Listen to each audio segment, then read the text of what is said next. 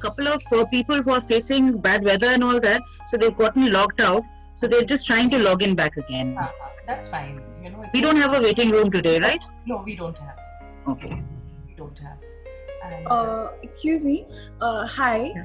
Can I ask for a favor, please? Actually, my friend, she just got to know about this webinar from me, and she really wants to join in. Can she join in right now? Like, she's not registered. Okay, can you just give her name and number? Just message it to me right now and let her join. Yeah. Thank you so much.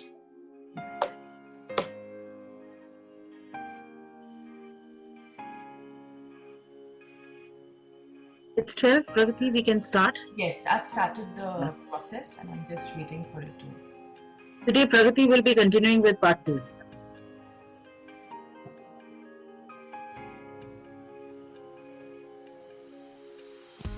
Hello everyone, I'm Pragati Sureka. Most of you know me. I've been a faculty member at Cornash for more than 15 years now. And I will be continuing with what we spoke about last week, that is manipulations. Now, as much as we think that we get manipulated by others, there's one simple statement that I want to begin with, that no one can manipulate us without our own consent. Do you agree or do you don't agree? If you don't agree, you can give a thumbs down, and if you agree, just put a thumbs up. Okay. The reason why we say, a lot of times what sets us up for manipulation is that we always believe that the control never lies with us. It's about the other person. Now I'll give a very small example. Corona has come to our land, to the globe, to everywhere we know. We don't like it. Most of us are struggling to find our feet, and whatever we do, the health hazards are something which is always there in the background. Yesterday I was watching a series where some doctors were treating AIDS patients initially. So when AIDS first came out as a viral infection, even doctors did not want to handle them. Over time there was research done, and today it's something which is handled, it's not something which scares us. So in the same way, when it comes to certain things like a global crisis, we don't know what to do with it. But when it comes to managing our own behavior or managing day-to-day manipulations, it's actually not a global crisis. There are a lot of things that we can do to manage the situation. So today what we will focus on, what is in it us that makes another believe that they can manipulate us. Because the dictionary says that a manipulation is to manage or influence skillfully in a very unfair manner. And most of us believe that there's nothing we can do. In fact, just before we began the session, we were talking about it today, that how, in spite of your best efforts, another just seems to invade our boundaries.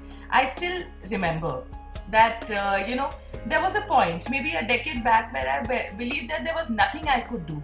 If somebody wanted to manipulate me, there was nothing which could be done. Do you agree with that statement? Most of us feel like that. So let's just say, what is it that happens? Maybe the other person has the intention to feel power, to control, to intimidate, and to get some benefits at my expense. But what is it that lets me get manipulated? Firstly, I need to understand is why I get manipulated is because I suppress my survival instinct. I believe that somebody needs to think of me as a nice person, a kind human being, or someone who doesn't do bad things, so it's okay to be manipulated. Our survival instinct is something which actually helps us preserve ourselves. Second is our faulty belief system, that someone other than me is responsible for my well-being. It could be my father, it could be my husband, it could be my friend, it could be anyone else in the family. But I start believing that for my survival, I need others. While it's good, it's desirable that we have support from our loved ones, but is it really, really, truly necessary to survive? Or is our survival instinct enough? Third is a feeling of powerlessness and helplessness. We feel that I'm very powerless in my situation. Many of us feel that I don't have the financial freedom, or I feel I'm so helpless, I don't have ample education, or my family will not, approve of what I'm doing. So this kind of thing, this need to be seen, as someone who's innocent and sweet becomes more powerful than the instinct to protect myself. Next point, lack of trust in my own self, I start believing that I can do nothing to improve my situation. Are there times in life when you feel like that there is nothing I can do to improve my situation? Please just give a thumbs up if you believe that. Yes. But is it really true? If you think about it, every problem has a solution. There's always something which can be done. Now, why we keep stuck to this thought process is, at some level, we believe that there are very rigid ways of being, I feel that if I have been brought up in a particular way, or if I'm in a family in a particular way, or if I don't have qualifications, there's nothing which can be done. I forget, I'm not a tree. My brain is actually very neuroplastic, You will see people, when we lose our sight in one eye, what does it happen? We'll end up seeing with the other eye. Do we or do we not? If we can't hear from one ear, we compensate with the other one. If, let's say, if I injure my right hand and I'm a right-hander, you see, I manage to do my daily ablutions more or less with my left hand. I may require some help. So why does that happen? Because inherently, we actually can be very flexible and look at things. And we can manage situations and handle ourselves. So when it comes to handling even manipulation, I need to understand that, yes, I can handle it, Just a minute, I think.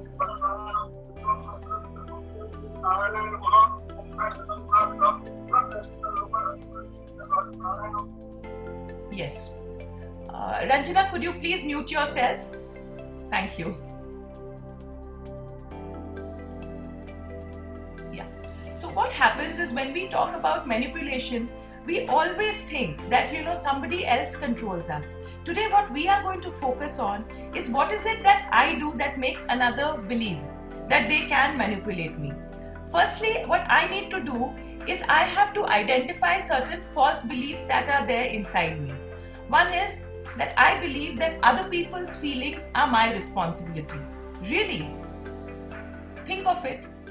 If other people's feelings were my responsibility, if I was a housewife, or if I was a spouse, or if I was a parent, would you ever let anyone feel bad? Ideally, no one would have felt sad. If I did something for another person, they would have happily accepted. Yes or no? But in spite of our best efforts, many a times we land up hurting people, and we land up getting stuck in situations where we are given the feedback that no, they are not happy with us. The reason is I need to start understanding that my feelings are my responsibility. I really need to dwell on this one thought. Next belief that I have, other people's feelings and needs are more important than mine. Is that really true? Their needs are important, but I need to start telling myself. I literally have to retrain my brain and tell myself my feelings and needs are as important as another's. Third is, only someone else can help me feel loved, secure, and happy. Is that true? When I learn to love myself unconditionally, I feel loved, secure, and happy. And invariably, I attract loving behavior from others. So these are some false beliefs which I can convert. And the way I do it is, when I talk about handling manipulation, is by doing cognitive exercising. Exercising is something these days everybody is comfortable doing on a physical level. But when it comes to handling manipulation, I need to start doing mental exercises. So how do I do these mental exercises? By retraining, by repetition, and by routine work, where I actually do powerful statements which transform the way I think about myself. Now I come to, have manipulations crept into my own behavior? Do you have someone who you feel is manipulating you at a regular basis? Please type yes or show me a thumbs up. Yeah. So we do get manipulated. Now I'm asking you, do you think you are a manipulator? And how do you manipulate? Would you type in the chat box, please?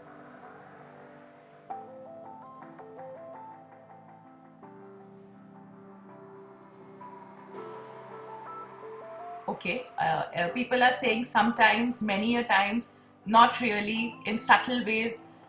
Sometimes I guilt trip another, true. And at times, and some of us feel that we manipulate really. See, the whole thing is every action has an equal and opposite reaction. Whether we agree or we don't agree, we also manipulate. Let me give you subtle hints, or sometimes they are very obvious, but many a times they are very, very subtle. Have you ever given dirty looks to anybody? I want you to just show me a thumbs up like this. Keep giving. Have you ever given the silent treatment to anybody? And have you ever passed a snide remark at anybody? Or gossiped about someone? And sometimes, let's say you've come to class and been very polite and very nice. See, look at all of us. We are all very happy and cheerful faces here. You know, where you're very happy and cheerful when you are at work, but when you are with your close people, you are slightly rude and demanding. Or maybe your child comes in right now, you're sitting in for a webinar and you say, don't disturb me. Okay, what do you mean? You know, like, can't you see I'm busy? Somebody comes in. Do we or do we not do these things? Or sometimes we are very compliant in some others, but in some areas, but in other areas we are absolutely intolerant. You know, when someone does something, I just cannot digest it. It could be someone who works for me, it could be my child, it could be my spouse, it could be a parent, it could be the neighborhood grocer who tries to fleece me out of some money, or the vegetable vendor who's charging a little extra. Sometimes we are absolutely intolerant about another's behavior, yet we are very, very compliant with others. Somebody in whose good books I want to be. It could be family, it could be friends, it could be my peers, anybody. And lastly, sometimes we put up with unacceptable behavior with others. But there is somebody with whom we are very impatient, we are very angry or unreasonable. And more often than not, it is our own children, you know. So anytime if you've been unreasonable, angry, impatient or intolerant, I must understand that there is more manipulation happening in me than I am aware of. And probably it sets me up as a target. I am also manipulating in return. Maybe I am not as effective as the other person, but I am doing all these things. Perhaps it works to handle my environment at that point, and I feel that, you know, that I'm managing the situation. But what really happens is I go back to the routine concept that I was talking about. Something that I do very regularly and routinely becomes my way of life. So what I learn is every time I get manipulative behavior, I can also manipulate in my way and solve the situation. While temporarily it works, but for a permanent cure it does not. Because over time I lose that connection with myself. I stop trusting myself. I start feeling that another person is responsible for my actions, and I am more in a reactive mode, you know. For everything, I first watch what the other person is doing and then I act accordingly. My sense of self is lost, you know. I don't trust myself. So I start feeling helpless. I start feeling hopeless. So even when there are very difficult situations, we haven't sharpened our brain. If you see, every time we had an exam, we always had this one concept that went on. One or two questions which were tricky. If you solved it, you felt very good about yourself because we had gone beyond our comfort zone. So when it comes to handling manipulation, first I must understand that do I take this quick fix way? It may work in short spurts, but more often than not, it leaves me feeling very used, it leaves me feeling very abused, it leaves me feel very victimized, and it leaves me feeling as though it's absolutely helpless, my situation. What do I do? But is it really true if we think about it? Now we are in the throes of a deadly disease. But have all of us died? No. We've seen enough movies. What are we doing? We are drinking our kara, we are taking steam, we are avoiding contact, and we are taking the best care of ourselves. And most of us are managing to handle a very, very difficult, unprecedented situation. So when we can handle a global crisis, you know, with just our own conduct, do you not think even manipulation you can handle if you just focus on your own conduct? Give me a thumbs up if you believe that. So firstly, that trust I need to start building on myself. Ki, yes, I can.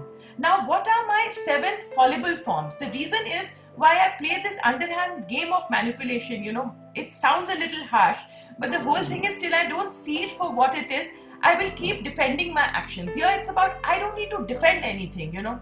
That side of me which believes everything is possible. You see a young 1-year-old child or a 2-year-old child, believes can walk, can run, just observes people around. Does the child think I have weak legs? What if I fall down?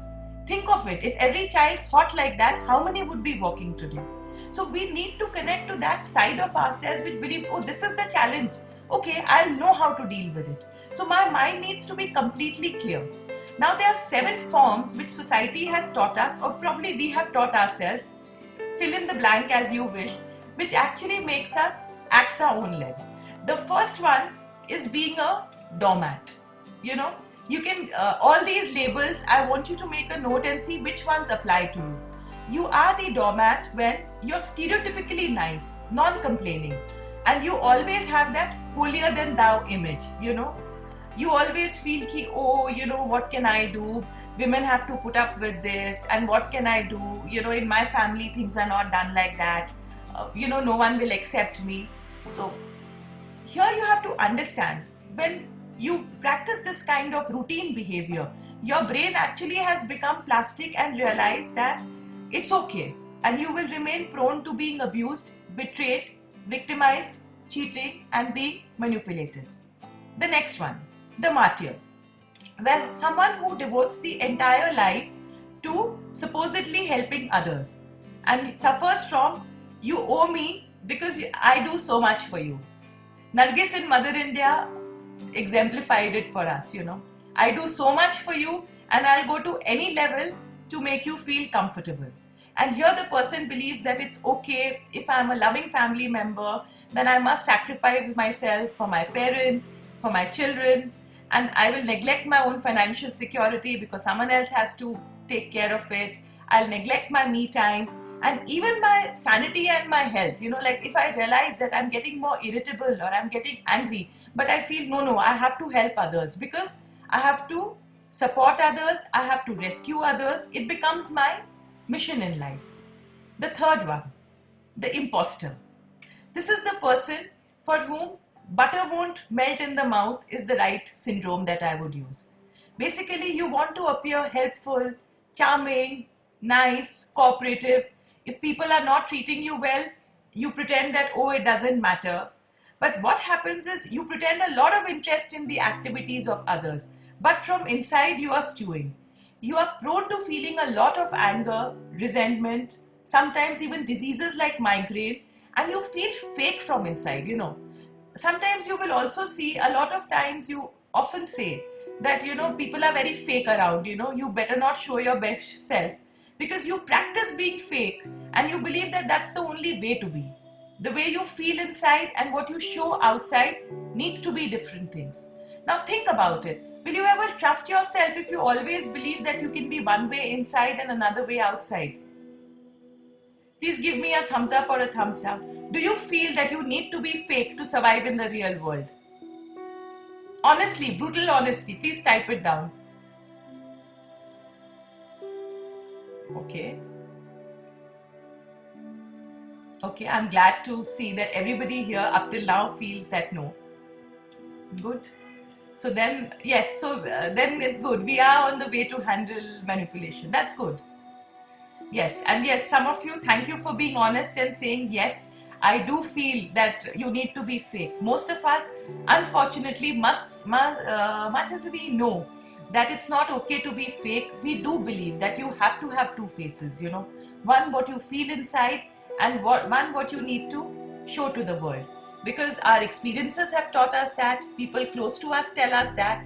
So yes, so I need to acknowledge that many a times I do behave in a fake manner, you know, because I feel there is no way out. So if I do it, what happens is, ultimately it makes me very fallible. It actually leaves me open to be manipulated by others. Because others do see through our need to actually be something that we are not, you know.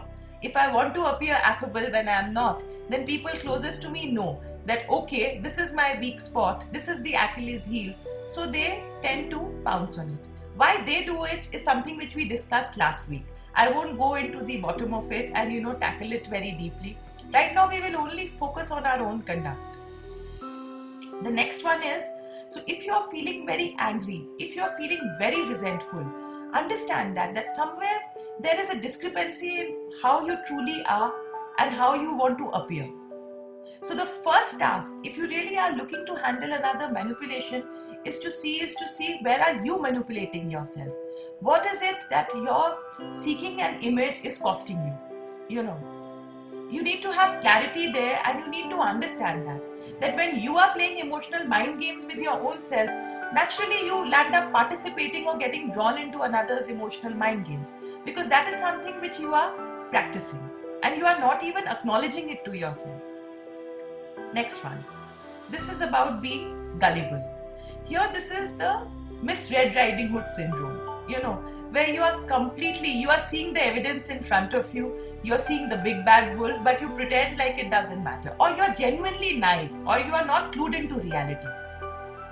Others can see what's happening around you. Sometimes maybe friends tell you, if you're dating someone, that what are you doing with this person? How is this person treating you badly?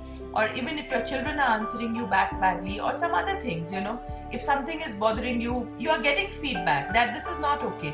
Yet you believe that no, this person is absolutely good. So you defend others, you give unquestionable loyalty, you are genuinely naive. So here what happens is you get prone to abject bad behavior. So you are actually inviting bad behavior into yourself, harsh criticism, deceit and selfishness, and also you are setting up the stage for blatant abuse. So if you actually are facing it, you must understand that is your gullibility helping you? You're not that little child anymore. All of us here, I think, are above 18 years of age, as I can see right now. So as an adult, there are certain responsibilities which come, there are certain skills. Can you go to a shop and say that, I don't know how to count money. Can you take this 100 rupees and, take out what you want? Would you do it? Tell me. Because you know that you do have the skills. If somebody asks for 30 bucks, you are going to get 70 rupees back. It's not okay. So in the same way, I need to work on my emotional maturity. If I am facing abject abuse or any kind of bad behavior from others, maybe up till now it was a luxury, but it's no longer a luxury. My naivety, my innocence is not helping me be strong and take charge of my own self. I need to first understand that. The next one, the damsel in distress. Here this is somebody who's always in the victim mode, who keeps saying that I'm so helpless and that it's just completely hopeless. This person treats me badly and what can I do? Here the person represses own personal power completely, does not feel a sense of responsibility up to the extent that you start feeling disconnected from it. You feel that personal power, it doesn't apply to me because my society doesn't approve of it. My situation is such that, if you were in my shoes, you would understand. Perhaps, I do agree that your situation is tough. But what about your personal power? All of us sitting here are breathing without any kind of life support equipment. Are we or are we not? In spite of threat or not. So in the same way, we can actually handle our lives. We can practice personal responsibility. Maybe some tools we are unaware of, which we will be discussing, but we definitely can practice it. And if I'm not able to feel it, I need to understand there is a complete sense of disconnect. The next one, the preacher. This is the poking my nose syndrome, where I always have an opinion about another one. You should not drink alcohol. You should not criticize others.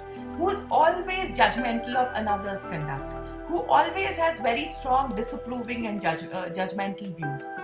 Maybe it does not suit me to have a particular kind of food, to drink a particular thing. But how does it matter if another is doing? Is it any of my business? It could be my loved one also, but if it's bothering them or making them behave in a way which is not okay, it's their responsibility to deal with it. And if I am in the receiving end of that behavior because of what they are doing, then I need to first learn to defend myself. I have a survival instinct. When I was a little baby, I knew how to take care of myself. Many a times, there's a saying that little babies, what they do is, if there is a loud noise, they do this. So this is basically coming from our ancestors when we were actually climbing trees, So what the baby did is latched onto the tree.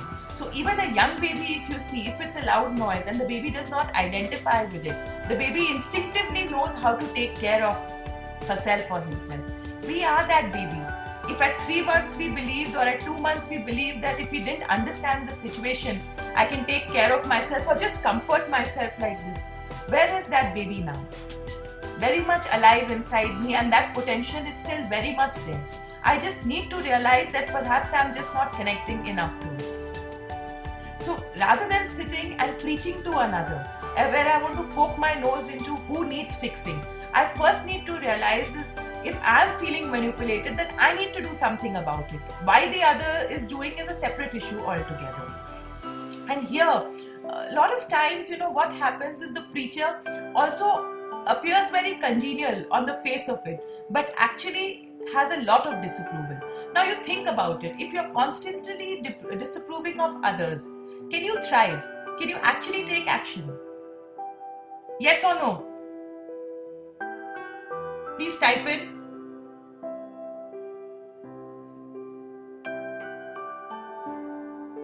Yes.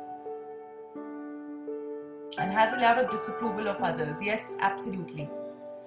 And the last one I come to. This is my favorite.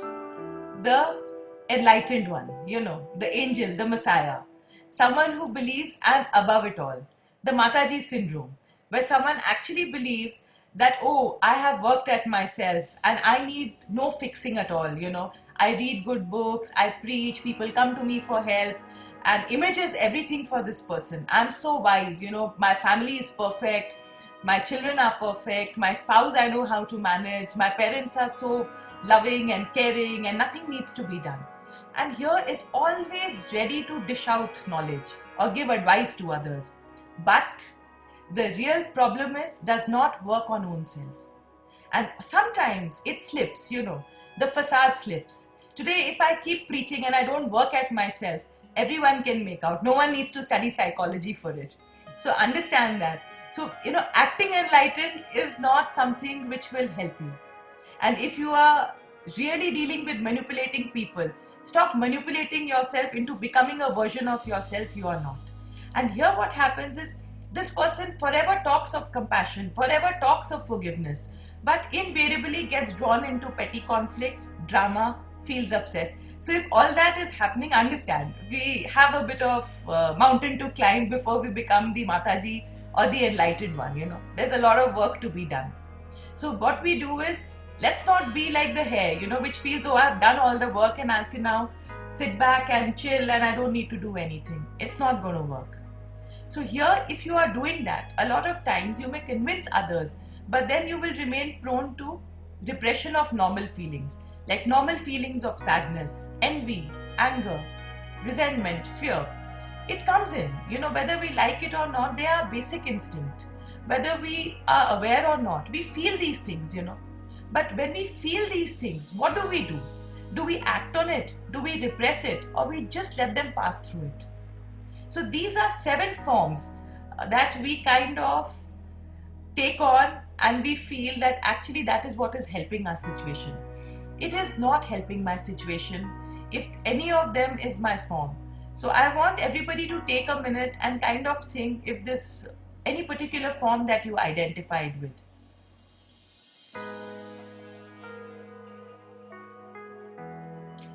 Please write in the chat box if you want to. Sometimes if you write it, what happens is it's a promise to yourself. Like in front of a group, everyone who's actually here just on a commitment to work on their own self. There is no judgment here. There is nothing else. But sometimes when we air out what we are feeling about ourselves, we know exactly where our work needs to be done. Yes, it can be a combination. Yes, definitely. And at different times, if you are feeling, keep a note of it. If we keep journaling, you will realize that there is one form which is actually our favorite. There is something like, do you have a favorite color? You will see invariably you reach out for that color, whether you're good or bad, that you look good in this color. So in the same way, we all have a favorite form, we occasionally pull out the other forms, but we all have a favorite form that we do it. So here, one thing that I need to really focus on when I'm talking about handling manipulation is to first move from the stand. It happens to me that whatever discomfort I'm feeling, whatever negative feelings I'm feeling, or something that I'm struggling with, where I believe it's happening to me because of another's behavior, I need to erase that statement and rewrite, What am I doing that lets others manipulate me? And I want everybody to think for a minute and write it down, What am I doing that lets others manipulate me?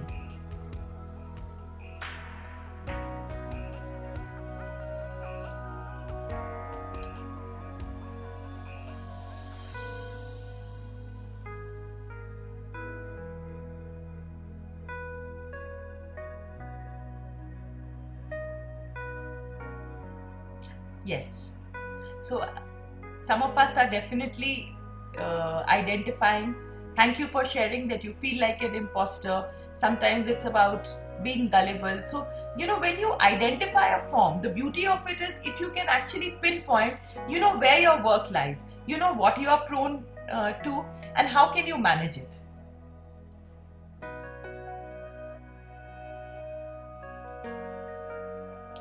Now, how do I deal with people? Firstly, I need to be aware of what is happening.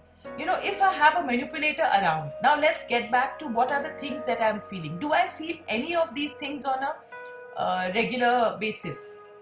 So right now, we are done with the live session. And if you have any other questions, do get in touch with us. You can put your comments on the page and you can put up questions and we'll get back to you. And any kind of work or self-development only happens when you work at it. There are no quick fix cures, and only when you work at things will you feel better about your mind and be happy. So join us next Saturday when we will come back with another series. Bye-bye. Okay, so now we get back to discussing how do I feel when there are manipulators around. Firstly, I feel like I'm walking on eggshells. Do you feel like that? That something you say or something you do is just going to make the other person, blow up, or they are going to react in a negative manner.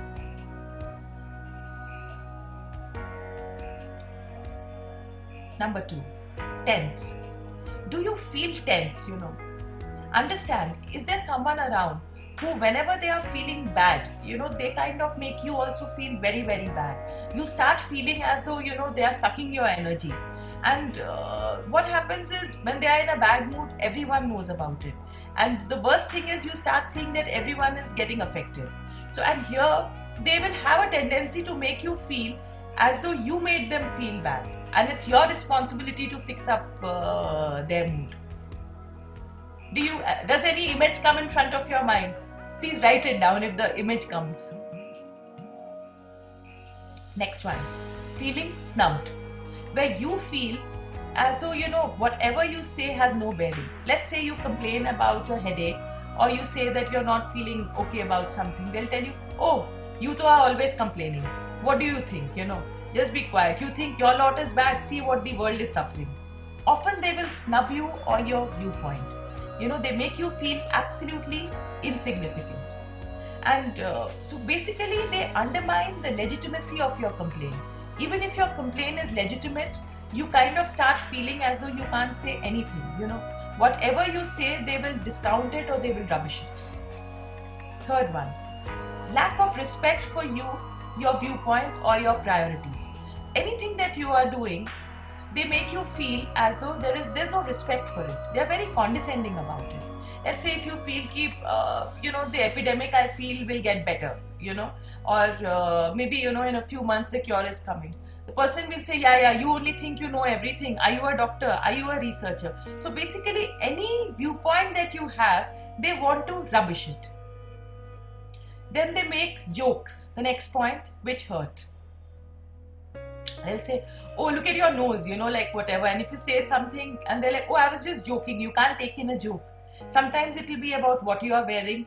It may even be about what you are eating. It may be about some kind of practice that you have. You may write something.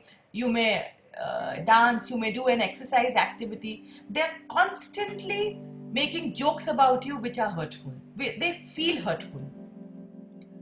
Next one. They make very derogatory remarks.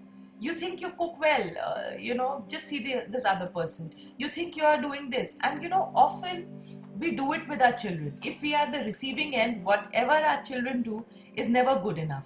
We are like, okay, you've written well, but maybe you can try harder. These days the favorite is, oh, my child only got 90%. Only because somebody else has got 93 or 94%. So subtly how we carry on, we don't realize that these are very derogatory remarks. And we all do these little things. Other day I was talking to someone who told me she had baked some donuts. And she said they came out well, and she said my mother's comment was just that, oh, the glazing could have looked a little better. So these are very derogatory remarks, And the manipulator often, if you call them out, will tell you, no, what do you mean? That's not what I meant. I was just telling you how you can do a little better. Next, confused. You always feel confused around such people. You don't know why, but there's always an air of confusion, What is it that they want to eat? What is it that they like? There's a constant air of confusion around them. And you are unable to identify why this confusion is there, You just cannot understand. And then there is lack of accountability. No matter what they do, it's somebody else's fault. And usually it's you. They will always make you feel as though, you've done something. If, let's say, they've yelled at you, they'll be like, don't you know, I need a lot of peace and quiet while I'm working. So naturally, I will yell at you. No, one doesn't need to naturally do it, So here, basically, everything becomes your fault. There's never that, there's always a way that one can actually speak to you. And it has to be, basic respect is non-negotiable. With them, they feel that basic respect towards you is negotiable. There's no accountability for their behavior. If they have overstepped their boundaries, they don't really care. They feel that it's okay. You made them do it. And nothing you do is good enough. Nothing that you do is good enough. So what you need to ask yourself with such a person around, when you know that this is the person, do you really need to look for them to validate you or say that what you do is good enough? And the last one, they push your buttons. They know what triggers you off. Let's say you have an important presentation and you get a little nervous. They'll be like, oh God, there'll be 100 people. Are you sure you're going to be okay? Oh God, this is there. So basically they know what triggers you off, And are you well prepared? All in the guise of decent behavior or being concerned, they will trigger you off. Or maybe they will yell at you loudly when they know that you don't like it. So something or the other, they know your weak points and they always make you feel as though you have done something to bring it on to yourself. So how many did you identify with?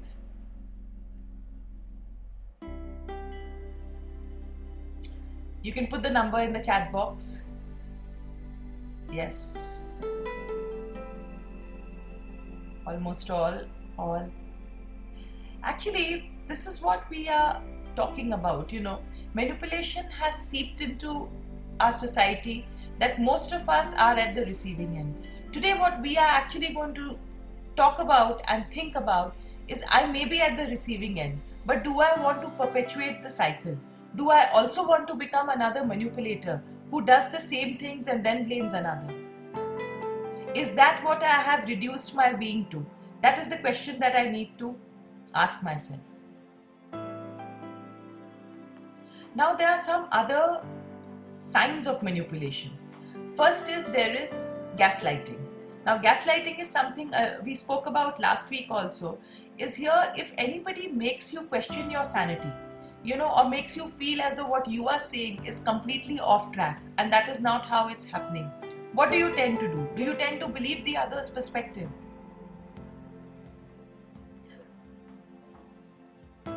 Ask yourself that.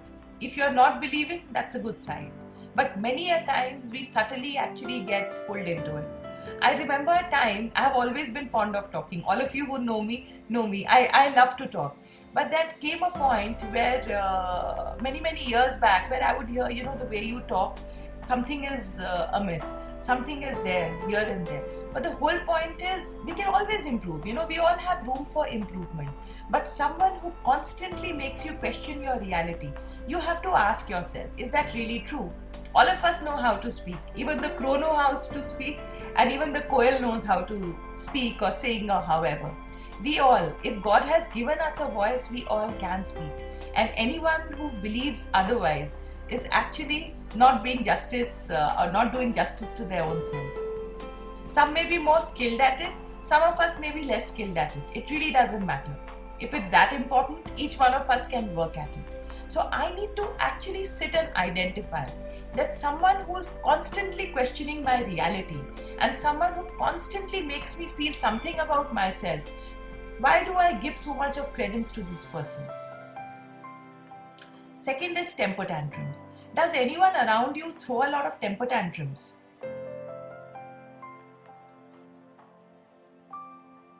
So that person actually is trying to manipulate you emotionally. It may be a very loved one. It may be someone very dear to you. But constant temper tantrums, and if you see that you change your decisions because somebody is constantly throwing temper tantrums, is a sign of manipulation. Third one, the silent treatment.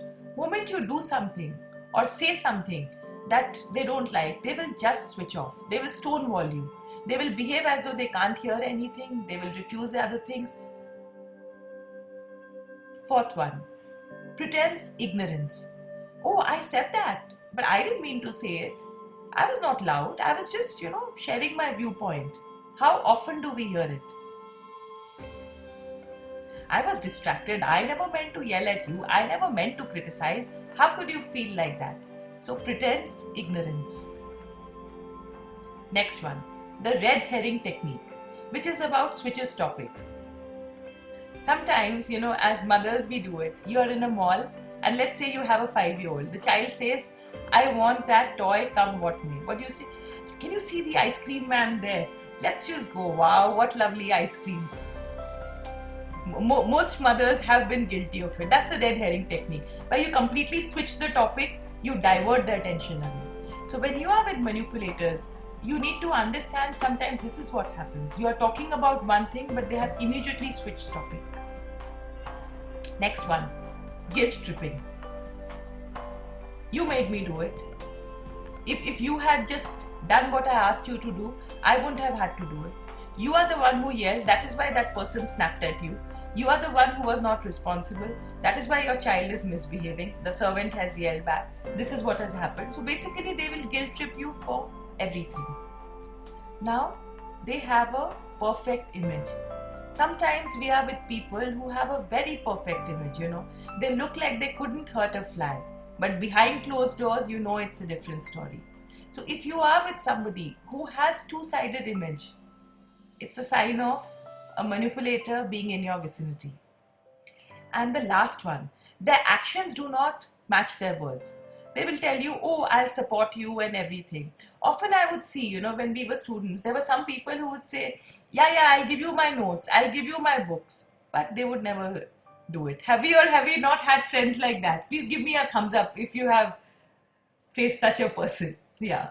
So manipulation comes that early, Oh, I forgot. I didn't get my notebook today. Acha, yes, next time I'll get my books. How could it have slipped my mind? So the actions do not match the words. Now, how do you deal with such people? We've identified, we have seen the signs, and like it or not, some of them may seem repetitive.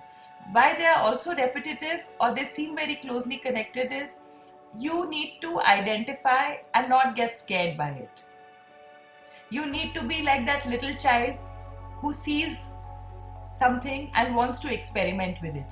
I have often seen, I have my 3-year-old niece, you give her any color pencil, she just starts drawing. She does not sit to think that can I draw a tree with a blue color pencil. Whatever is at hand, you will see the child picks up and starts drawing. Have you seen that? So in the same way, perhaps you don't have all the tools that you think that an empowered person needs to have to handle a master manipulator. Someone, let's say, who has all. Maybe you've done your own manipulations which probably are not as skilled as the other person.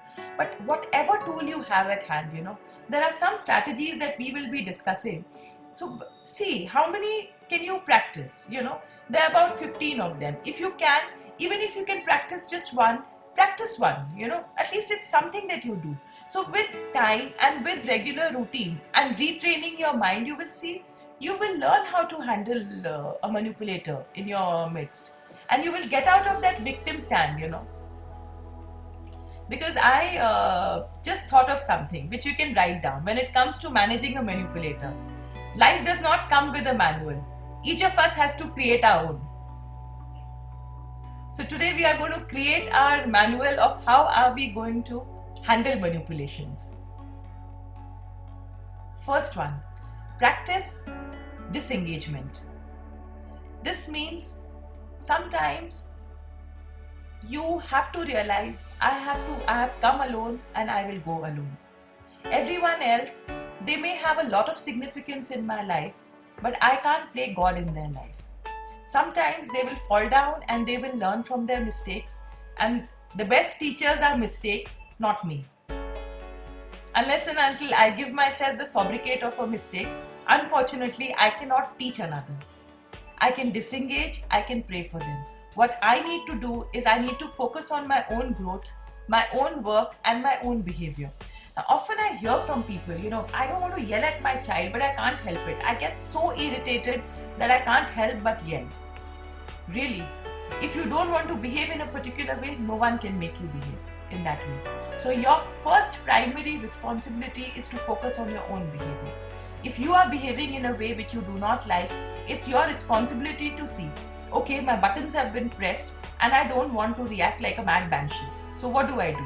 Do I do breathing technique? Do I breathe some things? Do I do visualization? Do I rest well before I approach this topic? Do I change my tone of talking? Or do I just learn to shut up and find my engagement somewhere else? I need to really practice disengagement. So make a small triangle and see, write 3 things. On the tip of the triangle, write growth. On one side, write work. And the third side, behavior. How am I growing? How am I doing my daily work? Whether it's routine job, my responsibilities or my psycho-spiritual work. And third is my behavior. How did I behave today? Did I like it? Did I not like it?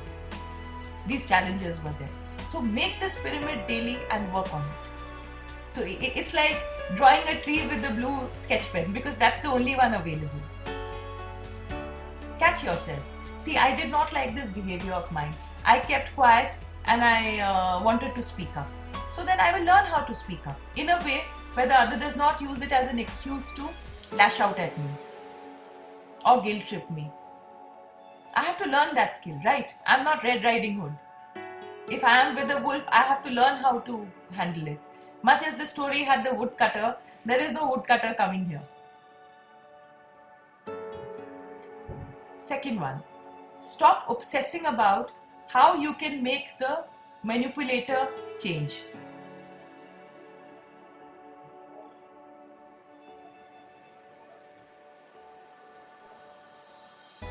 Instead, bring attention back to strengthening your own emotional health. My emotional health, my responsibility. Tell me something, God forbid, if you had some breathing trouble today, which of your family members would come and breathe for you? Can they, even if with their best laid intentions, can they breathe for you? They can't. Sometimes outside support is required with medical equipment. That would help out. But can they breathe for you? They can't. In the same way, you cannot change anyone or anyone's pattern. It may seem like a very far-fetched example, but when you think about it, we can't change anything about another till they decide that they want to change. We cannot have any kind of major impact on anyone. It's a very tough statement for us to digest, because from childhood, all of us have heard that, you can help another with your conduct, you can change people's way of being. Perhaps if the child is younger than 7 years, that value building does happen. But after the child is 7 years of age, the child knows precisely what to do. They say that in fact it's like a fully functioning adult. After you're 7, your entire adult personality is formed. So after that, each one decides how they want to behave, or sometimes life teaches them much better than you could teach them. Next point, number 4. Maintain a detached, impersonal demeanor. You've seen air hostesses, you've seen receptionists at the hotel. How do they speak to you? How may I help you? Slightly detached, slightly impersonal. Even if someone's rude to them, what do? Yes, sir, I'll look into it, I'll come back. If they don't want to, they don't come back, which all of us have seen. But the whole thing is, I need to start practicing a detached, slightly impersonal, pleasant demeanor. Someone who looks pleasant now, you will see people don't rile them up so much. People actually don't engage so much. Think of it. If someone's looking pleasant, how do you talk to that person? Subtly, you are also polite, you lower your tone, and you adapt your way of talking. So here, very subtly, rather than telling them talk to me properly, talk in a lower tone, adapt this demeanor. This is a tried and tested, what should I say, nuska, for want of a better word. People automatically don't yell at you as much. People automatically change their tone. Try it for 21 days and let's see if it works. Next point. Talk when absolutely necessary. This is very difficult for most of us, We feel that being family members or being close means we are joined at the hip, and we have all these nice serials that we see where the family eats their meals together, bonds on what each one did throughout the day, their interests, and they are doing things. If it works, great. If it's not working for you, what works definitely is talking less. Don't get distracted away. If you have a point to make that point. Let's see, this is what is bothering me. That's it. When you don't like what another is doing, it's not an excuse to get diverted from your own behavior. It's not an excuse to get so overwhelmed and swamped by it that you feel that you can say anything that you want because you did not like it. Maybe what the other person did was not correct, not from any angle. Nobody is denying that. But again, if Corona is here to stay, you need to adapt and you need to preserve your own skin. It applies when you are living with manipulators. You know what you are living with. You know the challenges of day to day. Now it's time you adapted and took care of remaining healthy. And if that means keeping quiet and talking less, so be it. Next point. Keep tone soft. Now it's very difficult, you will see, even for the most angry person to, yell when your tone is soft. This is a technique that we call mirroring, People automatically behave the way you are behaving. So rather than getting charged up by their conduct and actually, raising your own voice, soften your tone. Automatically you will see the person's tone drops down a little bit, and practice this. Now, you're not a little child. If you were on the speaker's corner, in London there is a corner in Hyde Park, where you go, you take the stage and you keep raving and ranting and no one stops you. You talk for 5 minutes, you talk for 10 minutes. If people like it, they clap. If they don't, they boo you. So understand that you are not on the speaker's corner. You are dealing with a manipulative person where speaking slowly in crisp, measured sentences will get you the result that you want. Next, focus on your breath while talking. Avoid eye contact with them. Some of us, we do live with people who are downright obnoxious to live with. What do you do then? Try and measure up.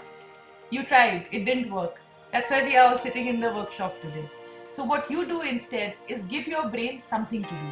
Focus on your breath, See how your breath is going in and out. Don't make eye contact with them, because either your own fear shows or what happens is you get instigated into reacting badly. So focus on your breath. So it will help you talk slowly, it will help you talk softly and in very measured tones. Now next, number 7. Be very clear on exactly what is hurtful.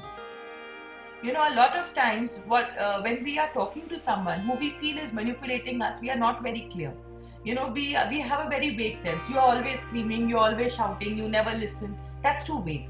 precisely right about on this day and day, this is what happened, that is why it felt hurtful, and why it's not okay with you. And this helps with the kind of self-growth exercises and journaling that we talk about week after week. It's non-optional. Unfortunately, people may talk of quick fix ways, but they usually do not work for you.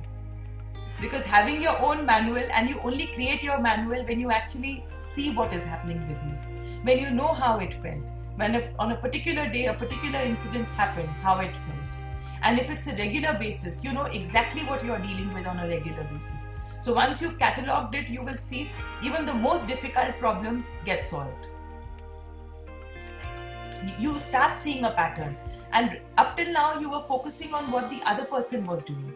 How is it that they get angry? Now you start seeing is how are you reacting? How is it that you are managing the situation or not managing the situation? So the focus starts coming in, okay, this entire month, this is what I did. Oh, this day this happened, but this is what I did differently and it worked. So you actually start identifying on what is working for you specifically. Yes, this point is for journaling. This is for journaling, absolutely. Next point. Ensure. Sometimes you need to have difficult conversations with manipulators who are there. You need to have. It may be about something routine. It could be about some decisions regarding the house, the child, someone's health. Now, some people are physically abusive. What do you do when you have to have these conversations with such people? Firstly, ensure that you are at a safe distance when this conversation comes up. Let's say if you are in a car, do not have these conversations in a car or in a closed space or inside the bedroom. Look for neutral places. It could be a coffee shop, because one, you will not be so charged up when you talk about it, and even the other person will be forced to behave. There are certain uncomfortable conversations. If you are parenting together, if you have other responsibilities together, always have a safe distance between you and the other person and look for neutral spaces. Here it's about lowering the heat. Maybe the other person has a pattern of getting outraged. Where you smarten up is when you are behind closed doors or in absolute close quarters, you are talking minimally, in measured tones, in a very polite, detached manner. When difficult conversations have to happen, they are happening in neutral spaces. You will see, up to an extent, definitely the heat that you face has gone down. Next point. Display emotional maturity. Work on developing it. And how do you do that? This is by keeping your own emotions in check. You know, when you talk to them, you understand that I have anger, I have frustration. But before you start talking to them, you've checked them. Journal about it, talk about it. If you have a safe space to talk to, discuss them. But do not talk to them about it. With them, there is only one way to behave, and that is with emotional maturity. Emotional regulation is non-optional here. Next one. Avoid playing the blame game. Now, you have to understand, if someone is a master at playing the manipulative game, they are not going to stop because you don't like it. So rather than saying that you did this and that is why I did it, it's just not going to work. So here what you need to do is don't blame. You know what happens is the person gets a perverse pleasure in understanding that the person is hurting you. Why, what, that's the topic of another conversation. We've read it in books and all that. We won't go there. But here what you need to understand is, do you also want to blame another? You know how horrible it feels, right? When someone blames you. Do you or do you not like it? You don't like it when you're blamed for something that you don't do. Why would you do the same thing to another person? That person's misbehavior is not a license for you to start misbehaving, you know. This is not tit for tat. You did not like what was happening, so you are learning a new way to be. So how do you stop playing the blame game? Firstly, by realizing that what I do, what I think, what I feel is my responsibility. It's no one else's responsibility. And the thing is to realize, again we go back to the tree example. I remember I had heard it from Devlina many years back, more than a decade back, and I think it's become my gospel of life, you know, that I'm not a tree. If I don't like something, I can just get up and go. I need to do that. if someone is blaming me, and sometimes getting up does not just mean physically, it means getting up emotionally, it's getting up psychologically. That look, I don't like this kind of behavior that's coming my way. But I do have that, a lot of literature is there on inner child healing and all that. Today, anyone who's interested, we hear about it, and yet we don't go to the bottom of it, is because first I have to understand what being childlike is. And I can only be childlike if I'm safe. If out of 15 things, I have to have the courage to pick up the blue sketch pen and draw a tree with it because it's the only one which is available. I have to understand I like drawing and only a blue sketch pen is available. So I really have to stop blaming another, This is where I am. If we believe in the concept of psycho-spirituality, maybe it's my destiny, maybe it's my karma, or maybe it's my reality. Whichever thought process appeals to you, take it. But this is your environment, this is your reality. And to make it beautiful, again, is your responsibility. And blaming another or playing the blame game is just not going to work. So, one thing that Corona is, again, you may say that why am I talking so much of Corona today? It's because what all of us are realizing, even in a situation for which there is no cure, where it's just come out of the blue for no fault of ours, we all are managing the situation. Each one of us sitting here. Are we or are we not sitting here? Are we in the throes of the dreaded disease? So everything is manageable, At a macro level, maybe not, but yes, I can change the game. I can stop getting into this constant vicious cycle of blame game. I can stop getting into this, that who's bad, the pot calling the kettle black, that I am not a pot. So if you are the kettle, you will, you remain black. That mindset has to come in. That kind of emotional bandwidth, that kind of mental flexibility has to come in. If one visual which works for you is just this, I have a blue crayon to draw a tree. Now, because I want to draw, will I draw or will I keep waiting for the green crayon to come in my hand? Next point, hold your ground. This means do not get agitated when somebody says mean or hurtful things to you. I understand what helps is sometimes just acknowledging it. Oh, thank you for sharing that you feel like that. I understand you feel that way. However, I do not agree with you. Thank you for letting me know how you feel. I'll reflect on it. It works well with children also, when they are trying to throw temper tantrums or anything.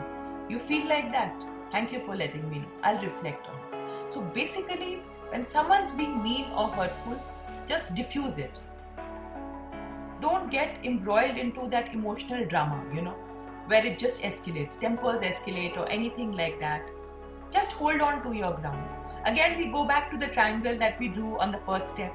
How do I want to behave? I want to be a kind person. I want to be a calm person. So I am going to behave calm. So to make me behave calmly. And when we are living with habitual manipulators who are in our closest circle, we know how do they behave. Do we or do we not? Tell me. We can predict their behavior. We can predict their reactions. And we know what is going to irritate or agitate them. So if my focus is on my own behavior, I only have to understand that yes, they will say mean things. Up till now, when they said mean things, I probably cried, or I banged the door, or I acted offended, or I lashed out, or I went and scolded my child or the domestic help. I don't want to do these things. So what is it that I want to do? I want to hold my ground. I want to acknowledge that I don't like it. So I'm going to practice this new way of being. We are also talking about how repression does not work. So I'm just going to say, thank you for sharing. I'll reflect on it. I understand you feel that way. That's it. Nothing more is required. Short, crisp sentences. Next is, become your own knight in shining armor. Become your woodcutter, become your own knight in shining armor. Nothing. Maybe some visuals which help you, Sometimes even these animation. What worked for me is watching animation of these warriors, more than anything else. Movies like Mulan, movies like Brave, where nobody is required, Situation is good, situation is bad, how does it matter? Sometimes reading biographies work. These days, there's a documentary on Anne Frank which is there. So see that, make a daily diet of how can you stand up for yourself. Viktor Frankl spoke about it, rather than rehashing what is wrong in your life, focus on doing things which actually help you develop yourself. Read stories of people who develop resilience and hardiness. Hardiness is something as a concept now, it's not spoken about. Early on, they used to say that the Irish are very stout and they are very hardy. Now, we always spoke about it in terms of physical attributes, but that's not necessarily true. We can be hardy in the head. Out of all the vegetables, they said that the potatoes are very hardy. What does being hardy mean? Whether the climate is good, whether the climate is bad, I will thrive. And if it didn't kill me, it made me stronger. So, cultivating hardiness. I survived another day of the bad behavior. Means I'm hardier today than yesterday. Sometimes it's just that much, There are days when you feel that I just cannot handle the situation. Why is this happening to me? Then remind yourself that I am hardy. I did become self-resilient. I am, somebody who did not just get blown away. I have a creeper on my terrace. When the Amphan came, some of you must have seen the video, that that creeper had these luscious orange flowers.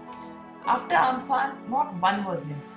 And when you look at it, there are those very delicate orange flowers, very, very delicate ones. Yesterday I went up, I saw there again flowers on it, So what does not get killed does get rejuvenated. You do bloom again. Today, if you are actually at a position where you feel that, I am completely wiped out, maybe you are, then just rest. Nourish yourself, nurture yourself. You will bloom again. So cultivate hardiness, Resilience comes in. And the last one, focus on your psycho-spiritual work on a regular basis. This is not something like candy, you have it when you want, like the movie. If I like a good movie, I'll see it. If I don't like it, I'll bunk it. No, it's a regular daily practice. It's something where you do it. Just like you go to the loo every day, just like you brush your teeth. These are non-optional. In certain cultures, and I love to say, you will see, particularly the Brit, they all have yellow teeth. Initially when I would wonder, why are their teeth yellow? And as I saw more and I explored more, I realized that what they believed is that it is optional, So it's not optional. Unfortunately, for none of us, psycho-spiritual work is optional. If we think it's optional, yes, our own self has actually got yellowed. The reason why we get manipulated is, we have stopped brushing our own emotions. If we start flossing them, brushing them at a regular basis, we will know how to manage manipulators. We will know how to handle them. And also, we'll be bright and sparkling in spite of the challenges. There will be days where you feel that nothing is being handled and nothing is really working out. But ultimately, you realize that you are